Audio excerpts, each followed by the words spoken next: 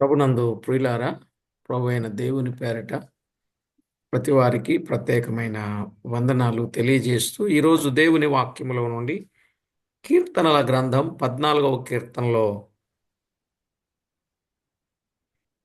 5వ చరణాన్ని చదువుకుందాం. பிரியமானவர்களே, கூடியிருந்த யாவருக்கு வணக்கம் தெரிவித்திருக்கும் இந்த நாட்களில் தியானத்திற்காய் 14வது சங்கீதம் 5வது வசனத்தை நாம் படித்து நாம் தியானிக்க போகிறோம். ప్రతి ఒక్కరూ దైవ లేఖనంలో వ్రాయబడిన వాస్తవికతను గమనిద్దాం. ஒரு கத்திரிய వసనத்தை వేదాగమத்திலிருந்து கத்திரிய వసనத்தை நாம் படித்து நாம் தியானிக்கலாம். ఎందుకనగా దేవుడు నీతిమంతుల సంతానము పక్షముగానున్నాడు. ఒక சந்ததியில தேவன் நீதிமானுடைய சந்ததியோடு இருக்கிறார். 6వ చరణం, బాధపడు వారి ఆలోచనను మీరు తృణీకరించుదురు, అయినను యెహోవా వారికి ఆశ్రయమై ఉన్నాడు. சிறுமைப்பட்டவனுக்கு கர்த்தர் அடைக்கலமாய் இருக்கிறார். அதனால் நீங்கள் அவருடைய ஆலோசனை அலட்சியம் பண்ணினீர்கள். ప్రార్థన చేసుకుని వాక్యాన్ని విందాం. ஜெபம் செய்த வசனத்தை நாம் தியானிக்கலாம். మహిమా స్వరూపి అయిన మా దేవ, నిత్యము ప్రేమించుచు కరుణించుచు కృపచూపుచు అనుదినము ఆదుకొనుచున్నవాడా, మీ గణనామానికి వందనములు, స్తుతులు, స్తోత్రములు చెల్లిస్తూ ఉన్నాం. மகிமையுள்ள பிதாவே, உமக்கு ஸ்தோத்திரம். நித்தமும் எங்களை கருணித்து, எங்களை அன்பு செய்து, எங்களை பராமரித்து, எங்களை போஷித்து, அனுதினம் வழிநடத்தி வருகின்ற உன்னதமான பிதாவே, நாங்கள் உமக்கு ஸ்தோத்திரம் செலுத்துகிறோம். మీ లేఖనములలో ఉన్న వాస్తవిక సత్యమును మేము చేటగా అర్థం చేసుకుని మీకెంతో మహిమ మేము ఆపాదించడానికి మమ్మను మీరు దినదినము అనుదినము కృపజూపి చేస్తున్న మేలులన్నింటిని బట్టి మీకు స్తోత్రములు. வேதாகமத்து அனுதின காரியங்களை நாங்கள் படித்து தியானித்து ஒவ்வொரு நாளும் அனுதினமும் எங்களை போஷித்து வழிநடத்தி அனுதினமும் உங்களுடைய ரகசியங்களை வெளிப்படுத்துகின்ற உமது கனமுள்ள மகிழ்வு நாமத்திற்கு நாங்கள் உமக்கு ஸ்தோத்திரம் செலுத்துகிறோம். చదవబడిన కీర్తన భాగమును జ్ఞాపకం చేసుకుని అందున్న అమూల్యమైన సంగతులను మాకు చేటగా బయలుపరచి మీ నామమునకు మహిమ ఆపాదించుకొనమని వేడుకుంటూ வாசிக்கப்பட்ட வேத பகுதியோடு எங்களோடு பேசி உனக்கு கனத்தை மகிமை கொண்டு வர வேண்டும் என்று சொல்லி கேட்டுக்கொண்டு మా ప్రభు రక్షకుడైన యేసుక్రీస్తు నామమున స్తుతించి ప్రార్థించి వినులమై వేడుచున్నాము తండ్రి. ஆண்டவருக்கு உன்னதமான இயேசு கிறிஸ்து நாமத்தினாலே ஜெபித்து வேண்டிக் கொள்கிறோம் நல்ல பிதாவே, ఆమేన్. ఆమేన్. ప్రభునందు ప్రియులారా, పరిశుద్ధ గ్రంథమైన బైబిల్లో దేవుడు నీతిమంతుల సంతానము పక్షముగానున్నాడు అనే మాట ఎంతో విశేషమైన మాట. பார்க்கிறோம் வாசி சங்கீதம் 16:5 தேவன் நீதிமானுடைய சந்ததியோடு இருக்கிறார். నిజమే, నీతిమంతుల పక్షంగా వారి సంతానం పక్షంగా ఉంటాడని అబ్రహాము నుండి మనము ఆలోచన చేసినప్పుడు అమూల్యమైనటువంటి సత్యాలు దైవ లేఖనాలలో గమనిస్తాం. இந்த வசனத்தை நாம் படிக்கின்ற பொழுது ஆபிரகாமுடைய சந்ததியிலிருந்து எப்படியாக தேவன் நம்மோடு இருக்கிறார் என்று சொல்லி அவனோடு இருந்தார் என்று சொல்லி அநேக காரியங்களை குறித்து சிந்தித்து வருகிறோம். మరి నీతిమంతులంటే ఎవరు? ఎవరైతే యేసుక్రీస్తు రక్తములో కడుగబడి పరిశుద్ధపరచబడ్డారో వారే నీతిమంతులు. நீதிமான் யார் என்று சொன்னால், யாரெல்லாம் இயேசு கிறிஸ்து ரத்தத்தினாலே கழுவப்பட்டு பிள்ளைகளாக மாறுகிறார்களோ அவர்களே நீதிமான் என்ன பார்க்க முடியும். కనుక ప్రభు పిల్లలమైనటువంటి మన జీవితంలో తేటగా మనము గమనించినట్లయితే నీతిమంతులముగా తీర్చబడాలి, నీతిని జరిగించాలి, దేవునికి మహిమ ఆపాదించాలి.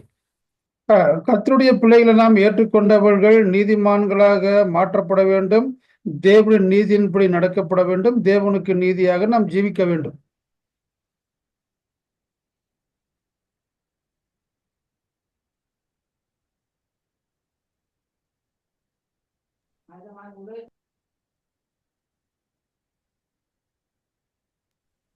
దేవుని వాక్యంలో వ్రాయబడినటువంటి ఈ సత్యాన్ని మనము గమనించాలి. 55వ కీర్తన 22వ చరణంలో ఈ నీతిమంతుల విషయములో ఆయన ఏం చేస్తాడో చెప్పాడు. நாம் தேவனுடைய நீதிமான்கள் விஷயத்துல தேவன் என்ன செய்கிறார் என்று 55வது சங்கீதம் 22வது வசனத்தில் நாம் பார்க்க முடியும். నీ భారము యెహోవా మీద మోపుము, ఆయన నిన్ను ఆదుకొనును, నీతిమంతులను ఎన్నడును కదలనీయడు అన్నాడు. பார்க்கிறோம் 55 22 கர்த்தர் மேல் உன் பாரத்தை வைத்து விட உன்னை ஆதரிக்கிறார், நீதிமானை ஒருபோதும் தள்ளாட விட மாட்டேன்னு பார்க்கிறோம். చూశారా, ఎప్పుడైతే ప్రభు నీతిమంతులనుగా తీర్చాడో ఆయన రక్తములో కడిగి వారి భారాన్ని ఆయన మీద వేసినట్లయితే ఆయనే ఆదుకుంటాడు, నీతిమంతులను కదలనీయడు అన్నాడు. எப்பொழுது நாம் ஒரு ஏற்றுக்கொண்டு நீதிமானாக மாறுகிறோமோ, நம்முடைய பாரத்தை அவர் மேல் வைக்கிறோமோ, அவர் நம்மை அவர் என்ன நம்ம கால்களை தள்ளாடாதபடிக்கு நம்மை ஆதரிக்கிற தெய்வமா இருக்கிறார். కాబట్టి దేవుని వాక్యంలో వ్రాయబడినటువంటి మాట నీతిమంతులను కదలనీయను అన్నాడు అంటే నీతిమంతుల పక్షంగా ఉన్నాడనే కదా. ஒருவேளை நீதிமான் தள்ளாட விடுவதில்லை என்று சொன்னால் அவர் நீதிமான் பட்சமாக இருக்கிறார். అదే కీర్తన 58:11లో కావున నిశ్చయముగా నీతిమంతులకు ఫలము కలుగుననియు నిశ్చయముగా న్యాయము తీర్చు దేవుడు లోకములోనున్నాడనియు మనుషులు ఒప్పుకొందురు. இப்ப பார்க்கிறோம் சங்கீதம் 58:11 அப்பொழுது மெய்யாய் நீதிமானுக்கு பலன் உண்டென்றும் மெய்யாய் பூமியிலே நியாயம் செய்கிற தேவன் உண்டென்றும் மனுஷன் சொல்லுவான். ఈ వచన భాగంలో నీతిమంతులకు ఖచ్చితంగా ఫలము కలుగుతుంది అనే విషయాన్ని దైవలేఖనంలో మనము చూస్తున్నాం. இப்ப பார்க்கிறோம் வாசிக்கப்பட்ட பகுதியில நீதிமானுக்கு நிச்சயமாகவே பலன் உண்டுன்னு நம்ம இங்க பார்க்க முடியும். ప్రభునందు ప్రియులారా, దైవలేఖనంలో వ్రాయబడిన ఇట్టి వాస్తవిక సత్యాలు దినదినం అనుదినం మనము ఎరిగి ఆయన నామానికి మహిమ ఆపాదించాలి. நாம் ஒவ்வொரு நாளும் தேவனை பின்பற்றி மெய்யாய் தேவனை பற்றி அவருக்கு மகிமையை நாம் கொண்டு வர வேண்டும். 64వ కీర్తన 10వ చరణం గాని 68వ కీర్తన 3వ చరణం గాని நான் பார்க்கிறோம் 64வது சங்கீதம் 10வது வசனமாகட்டும், 68வது சங்கீதம் 3வது வசனமாகட்டும், 68:3 నీతిమంతులు యెహోవాను బట్టి సంతోషించుచు అన్నాడు, నీతిమంతులు సంతోషించుదురుగాక అన్నాడు. 2 చరణాలు. இங்க பார்க்கிறோம் 68 பார்க்கிறோம் நீதிமான்களோ தேவனுக்கு மகிழ்ந்து களி கூர்ந்து ஆனந்த சந்தோஷம் அடைகிறது பார்க்கிறோம். కాబట్టి నీతిమంతుల సంతానం పక్షంగా దేవుడున్నాడు గనుక వారిని కదలనీయడు, నీతిమంతులకు ఫలమును దయచేస్తాడు, నీతిమంతులు సంతోషించేటట్లుగా చేస్తాడు. நீதிமானுடைய சந்ததியோடு தேவன் இருக்கிறார், அது அசைக்கப்படுவதில்லை. அது மாத்திரம் நீதிமானுக்கு தேவன் பலன் கொடுக்கிறார் என்று பார்க்கிறோம். அது மாத்திரமல்ல, நீதிமானுக்கு தேவன் ఆనందத்தையும் సంతోషத்தையும் கொடுக்கிறார் நான் பார்க்க முடியும். యోబు గ్రంథములో మనం ఒక మాట చూసినప్పుడు 36వ అధ్యాయం 7వ వచనం.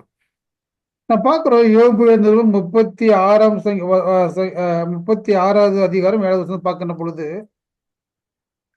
అక్కడ నీతిమంతులను ఆయన చూడకపోడు, సింహాసనం మీద కూర్చుండు రాజులతో ఆయన వారిని నిత్యమును కూర్చుండబెట్టును, వారు ఘనపరచబడుదురు అని వ్రాయబడింది.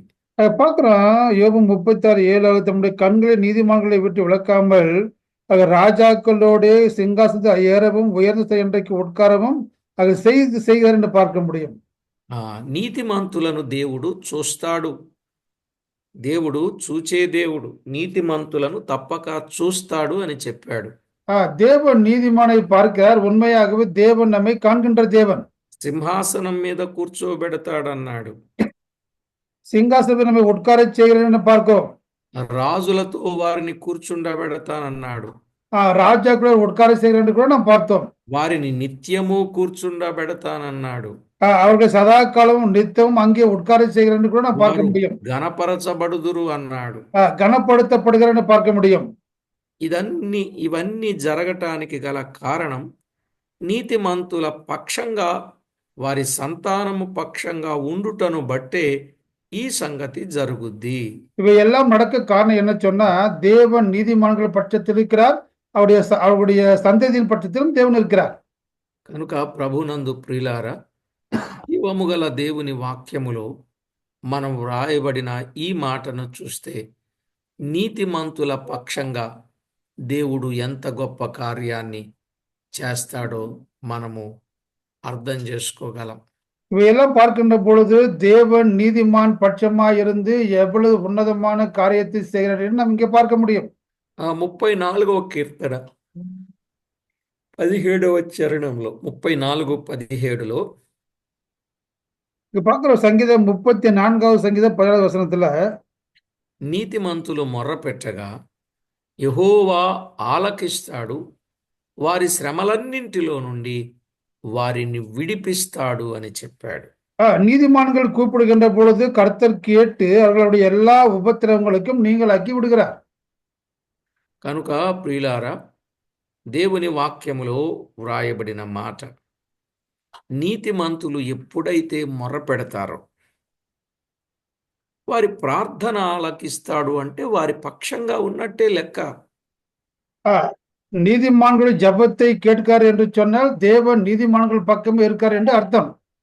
ఒకవేళ ఏదైనా శ్రమ గాని, చిక్కు గాని, ఇరుకు గాని, ఇబ్బంది గాని, విపత్తు గాని ఏది వచ్చినా నీతిమంతులకు యెహోవా సంరక్షకుడు. 37వ కీర్తన 17వ చరణం. கூட பார்க்கிறோம், நீதிமானுக்கு எந்த துன்பங்கள் வந்தாலும் கூட தேவனுடைய பட்சமா இருந்து அவர் கேட்கிற பதிலளிக்க. அதே மாதிரி 37 நம்ம 17 கூட நாம் பார்க்கின்ற பொழுது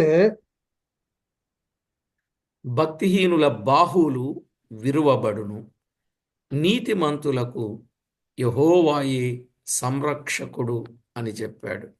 அங்க பார்க்கிறோம் சங்கீதம் 37 ஒரு நிமிஷம் 37:17 பார்க்கின்ற பொழுது, துன்மார்க்குடைய புயங்கள் முறியும், நீதிமான்களையோ கர்த்தர் தாங்குகிறான் என்று பார்க்கிறோம்.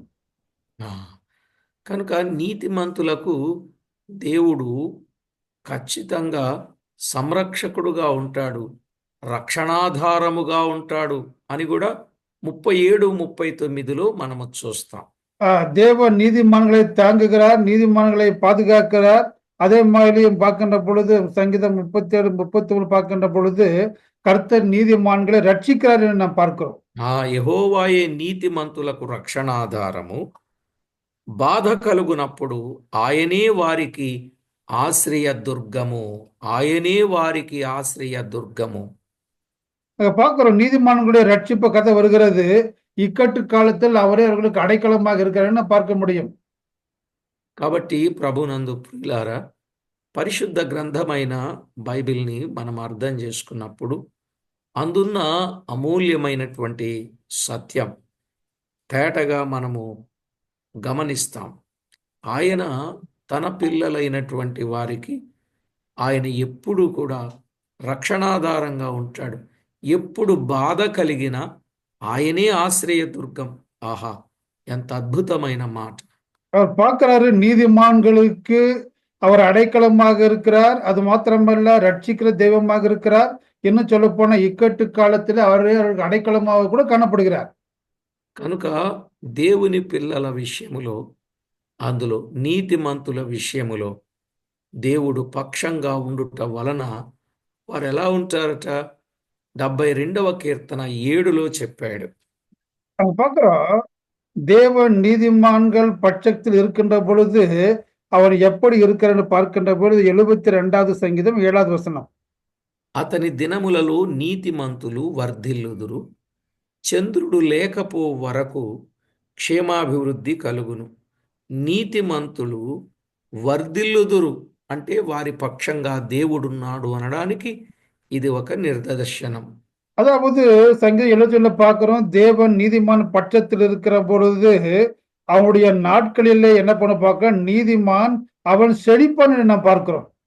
కాబట్టి నీతిమంతుల విషయంలో దేవుడు ఎంత ఆలోచనతో, ఎంత ముందు చూపుతో, దేవుడు ఎంత ప్రయోజనాలను ఆయన కలిగిస్తాడో మనము కూడా ఆయనను బాగా ఎరిగిన వారమై నీతి కలిగి ప్రవర్తించాలనే సత్యాన్ని నేర్చుకోవచ్చు. நாம் கூட தேவன் நீதிமான் பட்சத்தில் செய்கிற காரியங்களாம் அறிந்து நாம் கூட அப்படியாக நீதிமானாக வாழ வேண்டும் என்று சொல்லி நாம் கேட்டுக்கொள்ளப்படுகிறோம். ఎన్నో మాటల ద్వారా ఈరోజు మనమందరం ఆదరించబడుతూ, బలపరచబడుతూ, తృప్తిపరచబడుతూ, ప్రభువులో స్థిరపరచబడటానికి నీతిమంతుల విషయంలో దేవుడేం చేస్తాడో చెప్తా వస్తుంది. நாம் எத்தனையோ வசனங்கள் ஆதாரப்பட்டு ஸ்திரப்பட்டு பலப்பட்டு தேவன் எப்படியாக நீதிமான் பட்சத்திலிருந்து எவ்வளவு உன்னதமான காரியங்களை செய்கிறார் என்று குறித்து இத்தனை காலமும் தியானித்தோம். 94వ కీర్తన 13వ చరణంలో ఒక మాట ఉన్నది.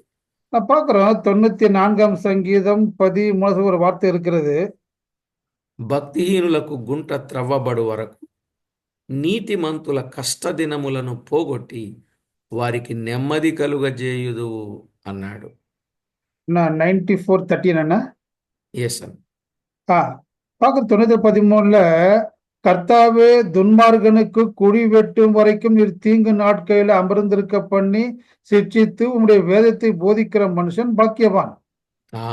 నీతిమంతుల కష్టదినములను పోగొట్టి వారికి నెమ్మది కలుగ చేయుదువు. பார்க்கிறோம் நீதிமானுடைய கஷ்ட காலத்திலே தேவன் அவனுக்கு நிம்மதியை தருகிறார் என்று பார்க்கிறோம். చూశారా, నీతిమంతులకు వచ్చే కష్టాలు ఉంటాయి, రావని కాదు. కానీ నీతిమంతుల పక్షంగా ఆయన ఉన్నాడంటే ఆ కష్టాలను పోగొట్టి వారికి నెమ్మది కలుగ చేస్తాడు. நீதிமானுக்கு கஷ்டங்கள் எல்லாவற்றையும் போக்கி தேவன் அவனுக்கு நிம்மதியை தருகிறார்.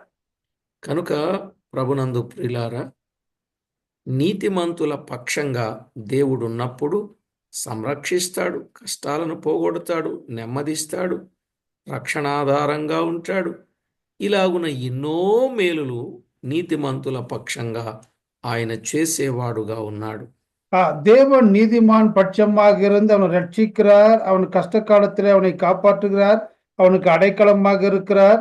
அது மாத்திரமல்ல, தீங்கு நாளில் கூப்பிடுகின்ற பொழுது அவனுக்கு அரணாகி கேடகமாக இருக்கிறார். 112వ కీర్తన 6లో అయితే నీతిమంతులు నిత్యము జ్ఞాపకములో నుందురు. அங்க பார்க்கிறோம் நீதிமானை 116 பக்கம் நீதிமான் எப்பொழுதும் அசைக்கப்படாதிருப்பான், அவன் நித்திய கீர்த்தியுடன் நாம் பார்க்க முடியும்.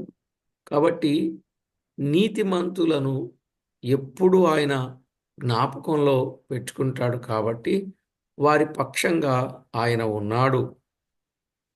தேவன் நீதிமானை எப்பொழுதும் ஞாபகத்தில் வைத்திருக்கார். கர்த்தர் அவன் பக்கத்தில் இருக்கிறார், அவனால் அவன் என்றைக்கும் அசைக்கப்படாதிருக்கிறான். ఇక సామెతల గ్రంథం 3:33లో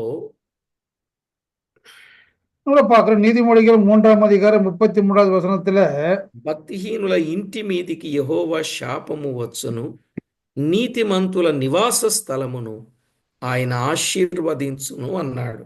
பார்க்கிறோம் நீதிமொழிகள் 3:33 துன்மார்களை விட்டு கர்த்தர் சாபம் இருக்கிறது, நீதிமானுடைய வாசஸ்தலத்தை அவர் ஆசீர்வதிக்கிறார் என்று பார்க்கிறோம். కనుక భక్తిహీనులుగా ఉంటే వారింటి మీదకి ఖచ్చితంగా దేవుని శాపం వస్తుంది. అదే నీతిమంతులుగా ఉంటే వాని నివాస స్థలం ఆయన ఆశీర్వదిస్తాడు అన్నాడు. பக்திஹீனமாய் துன்மார்க்கர்கள் இருக்கின்ற பொழுது வீடு சாபம் இருக்கிறது, அதில் யார் நீதிமான இருக்கிறானோ கர்த்தருடைய வாசஸ்தலத்தை அவன் ஆசீர்வதிக்கிறான்னு பார்க்கலாம். సామెతల గ్రంథంలోని 4వ అధ్యాయం 18వ వచనంలో பார்க்கிறோம் நீதிமொழிகள் 4ஆம் அதிகாரம் 18வது வசனத்துல పట్టపగలగు వరకు వేకువ వెలుగు తేజరిల్లునట్లు నీతిమంతుల మార్గము అంతకంతకు తేజరిల్లును. నీతిమంతుల మార్గము అంతకంతకు తేజరిల్లును. பார்க்கிறோம், நீதிமான்களுடைய பாதை நடுப்பகல் வரைக்கும் அதிகம் அதிகமாய் பிரகாசிக்கிற சூரிய பிரகாசத்தை போல இருக்கும்னு நான் பார்க்கிறோம். అంతకంతకు తేజరిల్లడానికి గల కారణం నీతిమంతుల సంతానము పక్షంగా దేవుడుంటాడు అన్నాడు గనుక. அதிகம் இப்ப காரணம் சொன்னா தேவன் நீதிமான்களுடைய சந்ததி பக்கம் இருக்கிறன்னு பார்க்க முடியும். అసలు నీతి కలిగి ఉంటే ఎంత ఉపయోగమో అదే సామెతల గ్రంథములో 10వ అధ్యాయం 24వ వచనంలో చూస్తాం. நீதிமானாக வாழ்வது எவ்வளவு பிரயோஜனம் என்று பார்க்கின்ற பொழுது நீதிமொழிகள் 10வது அதிகாரம் 24வது வசனம். భక్తిహీనుడు దేనికి భయపడునో అదే వాని మీదికి వచ్చును, నీతిమంతులు ఆశించినది వారికి దొరకును. నీతిమంతులు ఆశించినది వారికి దొరుకును అని చెప్పాడు. பார்க்கிறோம், துன்மார்க்கன் பயப்படுகிற காரியம் அவனுக்கு நேரிடுகிறது, ஆனால் நீதிமான் விரும்புகிற காரியம் அவனுக்கு கொடுக்கப்படும் என்று பார்க்கிறோம். కనుక నీతిమంతుడు ఎప్పుడైనా ఆశించే ప్రతీది దేవుడు ఆ వ్యక్తికి ఇస్తాడు. అందుకే దేవుణ్ణి మన పక్షంగా పెట్టుకునేంత నీతి మనలో ఉండాలి. தேவன் நீதிமானுக்கு கொடுக்கிறார், அதனால் நாம் தேவனை நம் பட்சமாக நீதிமானாக வாழ்ந்து நன்பட்சமாக வைத்துக் கொள்ள வேண்டும். ప్రియులారా, నీతిమంతుని సంతానం శిక్ష నుండి తప్పించబడుద్ది అనే విషయాన్ని కూడా మనము చూడవచ్చు. நான் பார்க்கிறோம், நீதிமான் சந்ததி கூட அவன் சிற்றையிலிருந்து அவன் கேட்டிலிருந்து தப்பிக்கப்படும் கூட பார்க்க முடியும். సామెతలు 11:21. நான் பார்க்கிறோம், அதே நீதிமொழிகள் 11:21. నిశ్చయముగా భక్తిహీనునికి శిక్ష తప్పదు, నీతిమంతుల సంతానం విడిపింపబడును. నీతిమంతుని సంతానము విడిపింపబడుద్ది, నీతి లేని వాని భక్తిహీనులకు శిక్ష పడుతుంది. இங்க பார்க்கிற கை கொடுக்கிற துஷ்டம் தண்ணி தப்பா நீதிமான்களுடைய சந்ததியோ என்றைக்கு விடுவிக்கப்படும் என்று பார்க்கிறோம். ప్రియులారా, నిజంగా నీతిమంతులు వర్ధిల్లుతారు, ఆశీర్వదించబడతారు అన్నాడు. అదే நீதிமான் సామెతలు ఓకేనా? అదే సామెతలు 11:28లో నీతిమంతులు చిగురాకు వలె వృద్ధి నొందుదురు అన్నాడు. அதே அதே நீதிமொழிகள் 11:28 நீதிமான்களோ துளிரை போல தழைப்பார்கள் என்று நாம் பார்க்க முடியும். నిజంగా ఇంతటి గొప్ప స్థితిని దేవుడు మనకు కలుగ చేయటానికి ఆయన ఇష్టపడుతూ ఉన్నాడు. అందుకే నీతిమంతులుగానే ఉండాలి, నీతిని జరిగిస్తూనే ఉండాలి. நாம் எப்பொழுதும் பார்க்கின்ற பொழுது நீதிமான்களாக வாழ வேண்டும், நீதியை நாம் நடப்பித்துக் கொண்டே இருக்க வேண்டும், அப்பொழுது தலைப்பறை நாம் பார்க்க முடியும். ఏ విషయములోనైనా ఎప్పుడైనా ఎవరమైనా నీతిని తప్పి దేవునికి విరోధంగా ఉండకూడదు. ஒரு மனிதன் எப்பொழுதும் கூட நீதியை தப்பி தேவனுக்கு விரோதமாக வாழக்கூடாது. 12:12 అదే సామెతలో నీతిమంతుల వేరు చిగుర్చును అంటాడు. பார்க்கிறோம், அதே நீதிமொழி 12:12 அங்க பார்க்கிற நீதிமானுடைய வேர் கனி கொடுக்குமா. అదే సామెతలు 13:21లో కీడు పాపులను తరుమును, నీతిమంతులకు మేలు ప్రతిఫలముగా వచ్చును. నీతిమంతులకు మేలు ప్రతిఫలముగా వచ్చును. பார்க்கிறோம், நீதிமான்களுக்கோ நன்மை பலனாக வரும் என்று பார்க்கிறோம். కనుక ప్రియులారా, నీతిమంతులకు మేలు ప్రతిఫలముగా వస్తుంది గనుక నీతిమంతులముగానే మనము ఎన్నటెన్నటికి కొనసాగే వారముగా మనము ఉండాలి. நீதிமானுக்கு நன்மை பிரதிபலனாக வருகிறது, ஆனால் ஒவ்வொரு நாளும் நீதிமானாக வாழ்ந்து நாம் நீதிமானாக கடைசி வரைக்கும் జీవిக்க வேண்டும் என்று சொல்கிறது. కనుక ప్రతి ఒక్కరూ నీతిమంతులుగా జీవించుట అది ఎంతైనా మంచిది. ஒவ்வொரு மனிதனும் நீதிமானாக வாழ்வது அது எவ்வளவு அவசியம் என்று இங்கே பார்க்க முடியும். నీతిమంతులకు దేవుడు వారి పక్షముగా ఉంటాడు. అసలు నీతి కలిగి ఉన్న వాళ్ళు ఎలా ఉంటారో చెప్పాడండి. ஆ, நீதிமான் பட்சத்தில் தேவன் இருக்கிறார். நீதிமான் எப்படியாக இருக்கார் என்று குறித்து நம்மளாம் தியானித்தோம். సామెతల గ్రంథం 28వ అధ్యాయం మొదటి వచనం. நான் பார்க்கிறோம் அதே நீதிமொழி 28:1 பார்க்கின்ற பொழுது నీతిమంతులు సింహము వలె ధైర్యముగా నుందురు అన్నాడు. இங்க பார்க்கிறோம் நீதிமானை பார்க்கின்ற பொழுது சிங்கத்தை போல எப்பொழுதும் தைரியமா இருப்பான்னு பார்க்க முடியும். కాబట్టి గొప్ప ధైర్యాన్ని, సింహము లాంటి ధైర్యం నీతిమంతులైనటువంటి వారికి దేవుడు ఇస్తాడు. కాబట్టి దేవునికి మనం ఎంతో మహిమ తెచ్చేటట్లుగా ఆ నీతిమంతుల సంతానము పక్షంగా దేవుడు ఉంటానన్నాడు. ఆ విధమైన అనుభవాల్లో మనం ముందుకు కొనసాగుదాం. நீதிமான் தைரியத்தை போல இருப்பான். நீதிமான் சந்ததியோடு கூட தேவன் பட்சமாக இருக்கிறார். இப்போ நம்பிக்கையோடு கூட நாம் முன்பாக கடந்து செல்வோம். ఇక మరొక వచనాన్ని చదివితే నీతిమంతులు 28:12, అదే సామెతలు 28:12లో నీతిమంతులకు జయము కలుగుట మహాఘనతకు కారణం. అదే మరి అదే నీతిమంతులకు 28 జయము పనుల కలుగుతుంది. 28 நீதிமான்கள் களி கூறும் பொழுது மகா கொண்டாட்டம் உண்டாகும் என்று நாம் பார்க்கிறோம். కనుక ప్రియులారా, నీతిమంతుల పక్షంగా దేవుడు ఉంటే ఎంత గొప్ప స్థితి కలుగుతుందో దైవలేఖనంలో మనము చూస్తున్నాం. நீதிமான்கள் பட்சமாக இருக்கின்ற பொழுது எவ்வளவு உன்னதமான நிலையை அடைகிறதோ இங்கே நாம் பார்க்க முடியும். కనుక ప్రభు పిల్లలమైనటువంటి మనము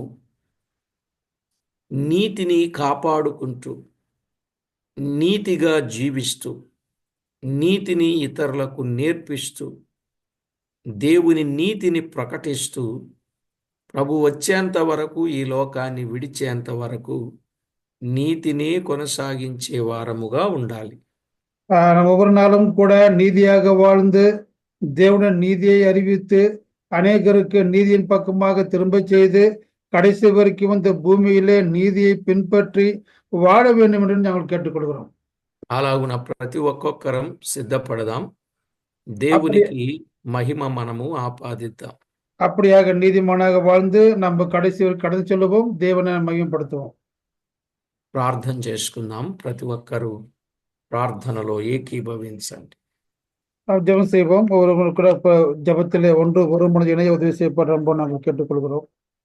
ప్రియులారా, నీతిమంతులు తమ తండ్రి రాజ్యములో సూర్యుని వలె ప్రకాశించెదరు అని కూడా మనము దేవుని వాక్యం మత్తయి సువార్త 13:43లో మనము చూస్తాం. நான் பார்க்கிறோம் நீதிமான் கூட தேவனுடைய ராஜ்யத்திலே சூரியனை போல பிரகாசிப்பார் என்று கூட மத்தேயு 13:43 பார்க்க முடியும். చివరికి నీతిమంతులు పరలోక రాజ్యానికి వెళ్ళి అక్కడ ప్రకాశించే ఒక గొప్ప ఉన్నతమైన స్థితి కలిగిన వారుగా ఉంటారు.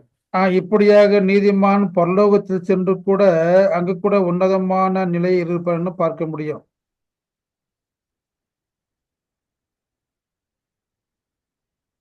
ప్రార్థన చేసుకో. ஜெபம் செய்வோம். పరిశుద్ధుడవైన మా తండ్రి, పరమందు ఆశీర్వుడవైన దేవ, మీ ఘననామానికి వందనాలు, స్తుతులు, స్తోత్రాలు చెల్లిస్తున్నాం. பரிசுத்தமுள்ள பிதாவை வழிநடத்துகிற தேவனே உங்கள் கனமுள்ள நாமத்திற்காய் கனத்தையும் மகிமையும் துதியும் ஸ்துதியும் நாங்கள் செலுத்துகிறோம். చదవబడిన లేఖన భాగములను దీవించి మా అందరితో తేటగా సూటిగా మాట్లాడి మహిమ పొందుతారని వేడుకుంటూ, வாசிக்கப்பட்ட வேத பதிவு நீர் எங்களோடு பேசியதற்கு நன்றி செலுத்து. அதன் மூலமாக நீர் மகிமைப்பட போகிறதற்கான நன்றி செலுத்துகிறோம். అన్ని విషయాల్లో మా పక్షంగా మీరుండి మమ్మల్ని నడిపించుచున్న మీ ప్రేమకై కృతజ్ఞతలు అర్పిస్తూ, எல்லா கருத்தும் நீர் எங்கள் பட்சமாக இருந்து நன்றியை தெரிவித்துக் கொள்கிற வேண்டும் என்று சொல்லி கேட்டுக்கொண்டு, మా ప్రభువు మా రక్షకుడైన యేసుక్రీస్తు అమూల్యమైన నామమున స్తుతించి స్తోత్రించి ప్రార్థించి మిక్కిలి వినయముగా బ్రతిమిలాడి వేడుచూ ఉన్నాం మా పరమ తండ్రి. ஆண்டவர் மிக உன்னதமான இயேசு கிறிஸ்து நாமத்தினாலே ஜெபித்து வேண்டிக் கொள்கிறோம் நல்ல பிதாவே. ఆమేన్. ஆமென். Amen. Amen.